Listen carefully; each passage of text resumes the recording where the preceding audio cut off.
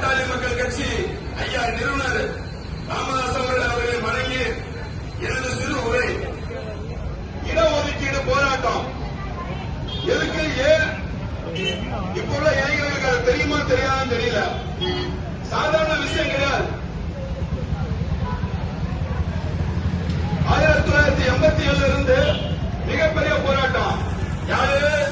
முன்னாள் முதல்வர் ஜானகி அம்மா, எம்ஜிஆர் அவர்கள், ஜெயலலிதா அவர்கள், கருணாநிதி அவர்கள், இவரெல்லாம் சிஎம் இருக்கும்போது, தமிழக முதல்வராக இருக்கும் பொழுது நம்மளுடைய சமுதாயம் போராடிச்சு. இதுல தரவே மாட்டேன்னு சொன்னாங்க. அப்பொழுது ஐயா காடுவெட்டி குரு ஐயா அவர்கள் மிகப்பெரிய போராட்டம் பண்ணாங்க. இந்த போராட்டம்னா இளைஞர்கள் பேஸ்புக், வாட்ஸ்அப்ல, யூடியூப்ல நிறைய இருக்கு. அதெல்லாம் பார்க்கணும். அதனால சங்கதிக்கு தெரியணும். திரையில நீங்க தலைவரை தேர்ந்தெடுக்க கூடாது. தரையில எங்க ஐயா ராமதாஸை போல தேர்ந்தெடுக்க வேண்டும் இளைஞர்கள். அப்படிப்பட்ட தியாகம் சாதாரண கிடையாது. 21 இந்து வன்னியர் உயிர் தியாகம் பண்ணி துப்பாக்கி சுடுபட்டு இந்த இடஒதுக்கீடு போராட்டம் பண்ணிருக்காங்க. இந்த இடஒதுக்கீடு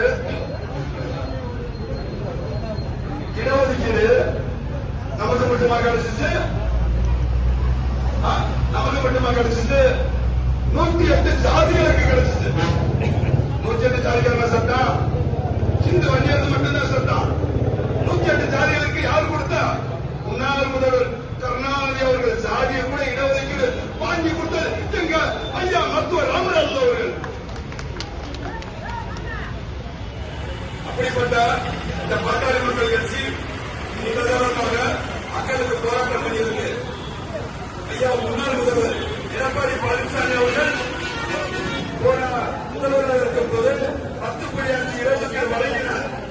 இந்த திராவிட மாடல் அரசு, இந்த மு.க. ஸ்டாலின் அரசு அதை தடுத்து நீதிமன்றத்துக்கு சென்றது.